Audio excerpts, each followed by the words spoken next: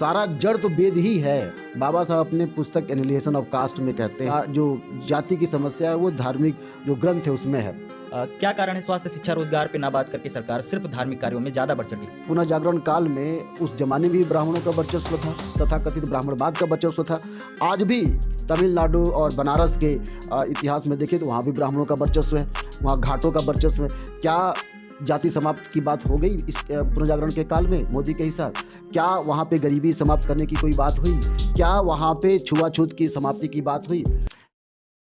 नमस्कार, जय भीम। हमारे साथ हैं प्रोफेसर विक्रम सर, इलाहाबाद विश्वविद्यालय में असिस्टेंट प्रोफेसर हैं, जेएनयू के छात्र भी रह चुके हैं और बड़े आंदोलन में, जैसे कि हमने पिछले वीडियो में बताया है कि जितने भी आंदोलन होते हैं सर बढ़ चढ़ कर हिस्सा लेते हैं। बहुत ही कम प्रोफेसर ऐसे देखने को मिलते हैं कि जो आंदोलन में ज़मीन पर उतर कर हिस्सा लेने का काम करते हैं। सर, आप इतिहास के प्रोफेसर हैं और अभी इतिहास के पुनर्जागरण काल को जो गोदी मीडिया है, जो भारत की प्रिंट मीडिया है, जो इनका कहना है कि ये मोदी काल है, मोदी के पुनर्जागरण काल का ये आगाज़ हो चुका है। आप इतिहास के प्रोफेसर हैं, इसको किस नज़रिए से देखते हैं? सबसे पहले आपको बहुत बहुत धन्यवाद जो आपने मुझे अपने मंच पर जगह दिया है। ये जो सवाल पुनर्जागरण काल का है, हम इसको दो कॉन्टेक्स्ट में देखते हैं। एक, जब रेनेसा का काल विश्व में हुआ था, वहाँ पे रेनेसा जो हुआ था पुनर्जागरण का काल, उससे पूरे यूरोपियन देशों में बदलाव आया था। लेकिन भारत के संदर्भ में एक नवजागरण का काल आता है जिसमें राम मोहन राय, ईश्वरचंद्र विद्यासागर, इस तरह के लोगों ने बहुत बहुमूल्य योगदान दिया था।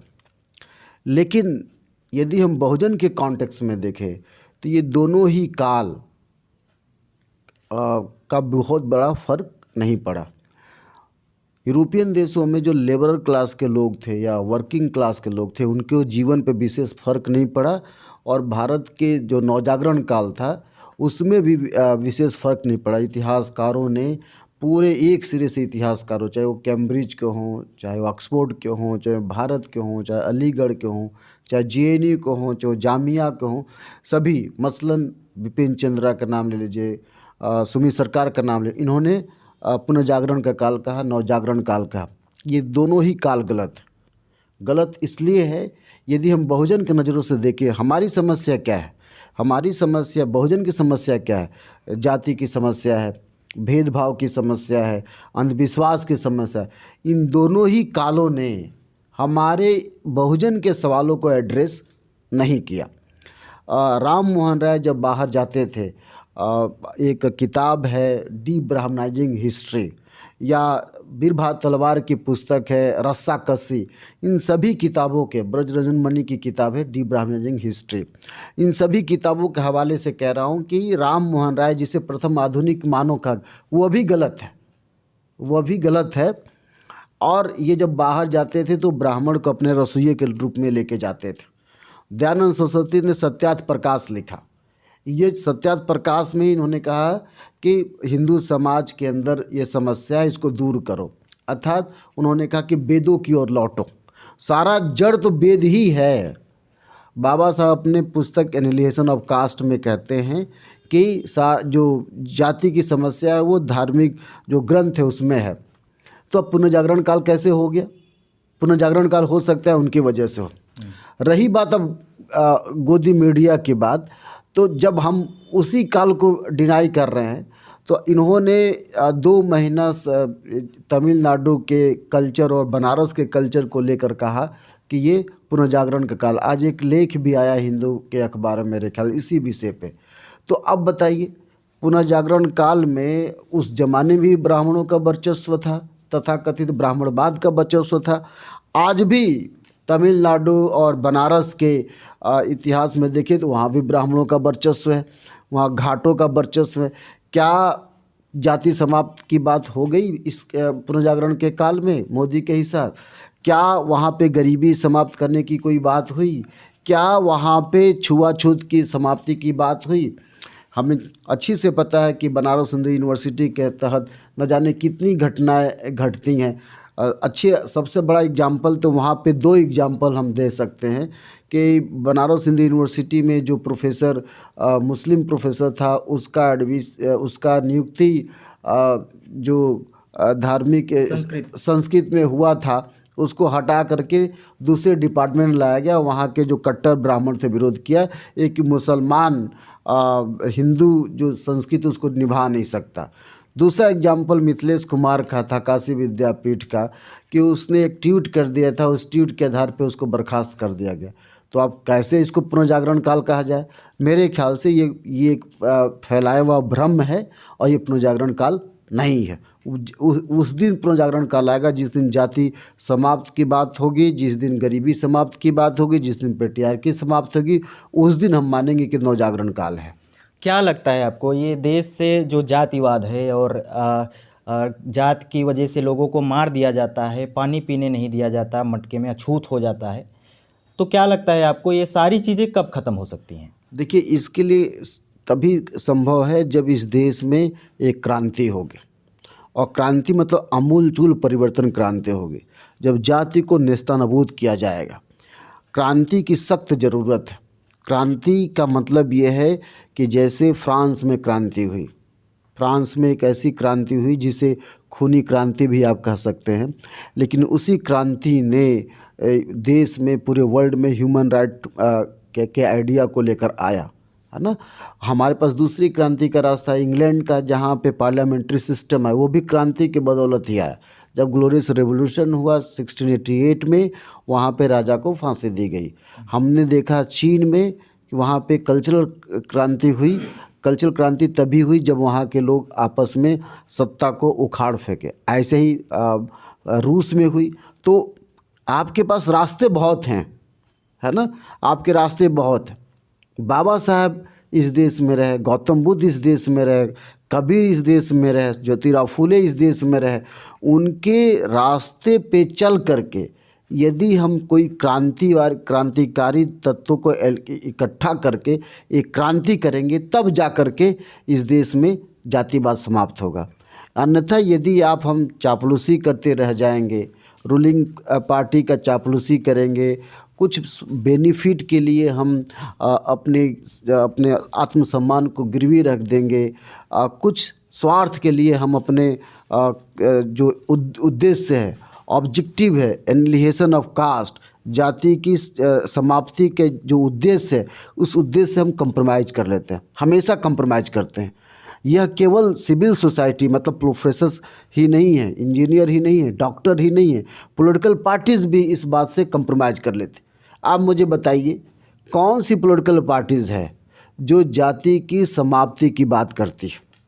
चाहे वो बहुजन समाज की पार्टी हो, चाहे गैर बहुजन समाज की पार्टी हो, चाहे आप किसी भी पॉलिटिकल पार्टीज़ का नाम लीजिए, क्यों नहीं जाति की समस्या के समाधान के लिए कोई मंत्रालय बना? मैं आपके चैनल के माध्यम से मोदी सरकार से मांग करता हूं कि क्या एनिहिलेशन ऑफ कास्ट कोई मंत्रालय बनाया? क्या जाति की चेतना को समाप्त करने के लिए कोई यूनिवर्सिटीज़ में ऐसे कोई चेयर बनाए?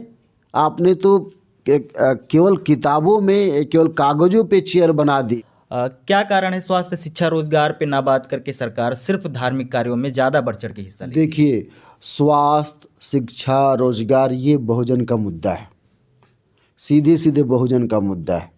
बहुजन मतलब भी ज़्यादातर लोग समझते हैं कि सिर्फ अनुसूचित जाति के लोग। नहीं, बहुजन का मतलब हम 85% लोगों की बात कर रहे हैं, जिसमें SC, ST, OBC, माइनॉरिटी इसमें शामिल है। तो ये स्वास्थ्य बहुजन का मुद्दा है, रोजगार बहुजन का मुद्दा है, और आपने जो भी बताया उनका क्या मुद्दा है? वो तो राजा के पेट से पहले ही पैदा हुए हैं, वो राजा बनने के लिए पैदा, अपर कास्ट के लोग राजा बनने के लिए पैदा हुए। ज़्यादातर लीडर किस समाज से पैदा हो रहे हैं? जब वो देश में ऑटोक्रेटिक सरकार थी तब भी वो राजा थे, आज डेमोक्रेसी है तब भी वो राजा हैं। उनका बच्चा नेता पैदा होने के लिए पढ़ने के लिए, नेता बनने के लिए पैदा होता है। हमारा बच्चा रोजी रोटी से स्ट्रगल करता है, एक इंसान पैदा होने के लिए पैदा होता है। वो जब पैदा होता है तो उसकी पहली लड़ाई मानव बनने की लड़ाई होती है कि हम मानव हैं, मुझे आप रिकॉग्नाइज करो, मैं चमार हूँ, मुझे आप समझो कि मैं एक इंसान हूँ, मैं पासी हूँ, आप मुझे समझो, मैं तेली हूँ, आप मुझे समझो। इस सबसे पहली इसी बात की लड़ाई होती है कि आप मुझे समझो। उसके बाद रोजी रोटी का मुद्दा आता है। अब रोजी रोटी का मुद्दा चूंकि बहुजन का मुद्दा है, ज़्यादातर कौन से रोजगार के लाइन में लगे हैं। आपके पास एक जून रोटी नहीं है तो आप प्राइवेट कंपनी में जॉब कर रहे हैं, सरकारी नौकरी के लिए बेताब हैं। उनके बच्चे तो थोड़ो नौकरी के लिए, अमिताभ बच्चन, शाहरुख खान, कभी आपने देखा कि इनके बच्चे रोजगार के लिए लड़ाई लड़ रहे हैं? नहीं। उनका स्वास्थ्य क्यों खराब होगा भाई?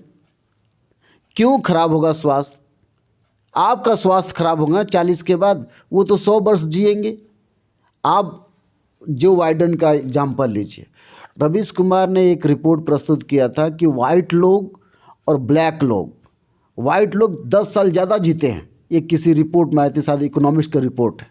उसी तरह से नेशनल फैमिली हेल्थ सर्वे का रिपोर्ट देखिए तो ये पता चलता है कि अपर कास्ट के लोगों का जीवन हमसे ज़्यादा होता है, हमसे ज़्यादा जीते हैं। क्यों जीते हैं? इसलिए जीते हैं कि आप मरे जानवर का मांस खाएंगे, वो ड्राई फ्रूट खाएंगे, वो बादाम खाएंगे, आप गुबराहा रोटी खाएंगे, वो आप सेव खाएंगे, आप चूहा मार कर खाएंगे, वो कहेंगे हम काजू किशमिश खाएंगे। तो चेहरा किसका चमकेगा? विक्रम हरिजन का चमकेगा हैं कि चंदन का चमकेगा? किसका चमकेगा चेहरा?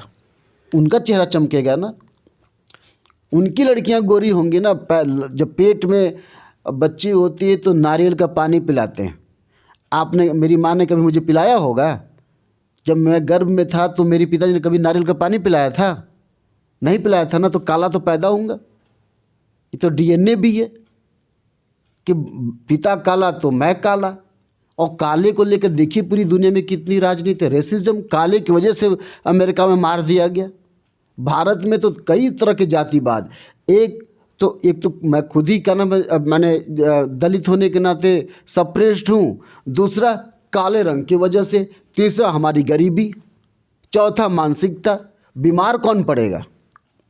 बीमार तो मैं ही पड़ूंगा ना भाई। आप बताइए, आप कि कभी अपर कास्ट के लोगों ने इस तरह के खाना खाएं कि सुअर खा कर पलें, कच्चा मांस खा कर पलें, कभी गुबराहा रोटी खा कर पलें? आज भी जब प्रोफेसर बनने के बाद बड़े लोग हमारे समाज के हैं, उनको अभी भी अच्छा खाना नहीं मिल, उनके कंपेयर में नहीं।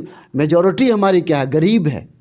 आप देखिए आलू की लड़ाई है, टमाटर की लड़ाई है, महंगाई कितनी है। उनके घर में 1 जून का रोटी की लड़ाई है।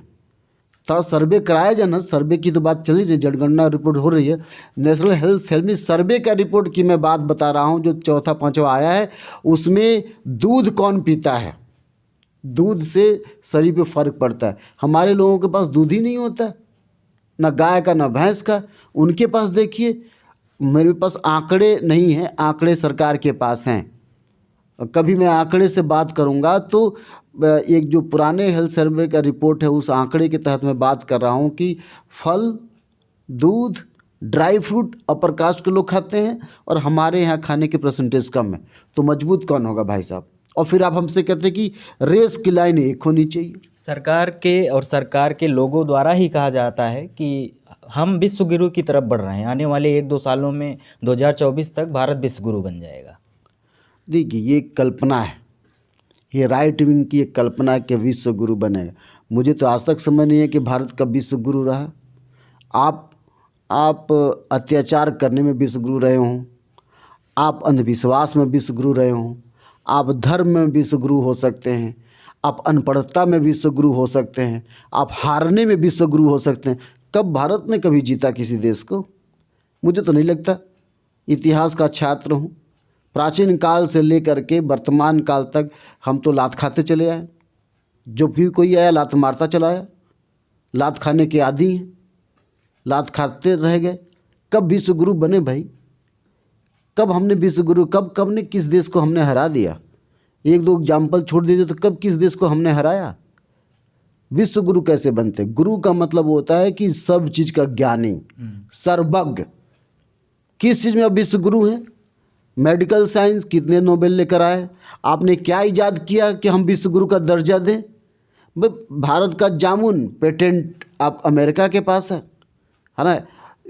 यहाँ पे आपके पास ये शीशों का पेड़ है इक्लिप्टस, पेटेंट आपका अमेरिका के पास है। कितनी मेडिसिन है जो भारतीय वैज्ञानिकों के नाम पे रखी गई हैं, पैरासीटामॉल फलाने ढिकाने, कितनी मेडिसिन है जो भारतीय के ऊपर रखी गई है। तो सब तो उन्हीं के पास है। कितने नोबेल हैं जो हम जीत के लेकर आए, चाहे साइंस में कितने हमने प्राप्त किया। तो गुरु कैसे हो गए? गुरु का मतलब ज्ञान। कौन सा ज्ञान ने आपने पूरी दुनिया को प्रभावित किया? कौन सा ज्ञान से आपने पूरी दुनिया में ये जता दिया कि भारत सर्वोच्च है? कौन सा? योगा में। योगा ने आपने यूनाइटेड नेशन से घोषित कर, तो उसी में हम जान गए कि हाँ हम विश्व गुरु हैं। ये आयुर्वेद में, आयुर्वेद आपसे ज़्यादा अच्छा उनका है। यूनानी मेडिसिन ज़्यादा अच्छा है, यूनानी मेडिसिन ज़्यादा अच्छा है। एक ज़माने में हम लोग यूनानी मेडिसिन ही खाते थे। हाँ, इस्लाम में बहुत ज़्यादा जड़ी बूटियों का जिक्र है। आप न तो आप मेडिसिन में विश्व गुरु हैं, आप लिटरेचर में कहाँ हैं? कितना शेक्सपियर पैदा कर दिया आपने, कितना वोल्टेयर, कितना रूसो, कितना दिदरो पैदा किया। आपने क्या पैदा किया? आपने महात्मा गांधी पैदा किया, आपने रविन्द्रनाथ टैगोर पैदा किया। हाँ, कितना जगह है इनका। कुल मिला करके जो ये विश्व गुरु का सपना देखा जा रहा, आप नदियों के ऊपर विश्व गुरु बनाएंगे, सिंधु घाटी सभ्यता के आधार पर विश्व हिंदू बनेंगे। हाँ, आप कहते हैं आर्यन सभ्यता पे विश्व गुरु बनेंगे। कौन सी सभ्यता है जो आप, जिससे हमें कहें कि आप विश्व गुरु हैं? पता नहीं कब इन्होंने कह दिया कि भारत सोने की चिड़िया थी। रोमिला थापा की किताब में तो कहीं नहीं है। उन्होंने डिस्कस किया सोने की चिड़िया कब थी भारत। हम तो लगता है कि जाति का देश है, जाति में हम सोने की चिड़िया रहे हों। कब भारत विश्व का गुरु था? I am sorry that this narrative is a very dangerous, we have to understand this. ये जो नैरेटिव भारत सरकार के लोग कह रहे हैं कि भारत विश्व का गुरु बनेगा, मुझे नहीं लगता है कि आने वाले कई दशकों तक, कई वर्षों तक, 1000 वर्ष बीत जाएंगे तभी गुरु बनेगा। संभव नहीं है। हमारे साथ थे प्रोफेसर विक्रम सर, जो कि इलाहाबाद यूनिवर्सिटी से इतिहास के प्रोफेसर हैं। अगर आपको वीडियो पसंद आया है तो वीडियो को ज़्यादा से ज़्यादा लोगों तक पहुँचाएं, ताकि ये जो जागृति है लोगों तक पहुंच सके। अगर आपको वीडियो पसंद आया है तो वीडियो को शेयर करिए। अगर चैनल पर नए हैं तो चैनल को सब्सक्राइब कर लें, बेल आइकन को प्रेस कर लें, ताकि लेटेस्ट अपडेट हमारा सबसे पहले आप तक पहुंचे। बहुत बहुत धन्यवाद।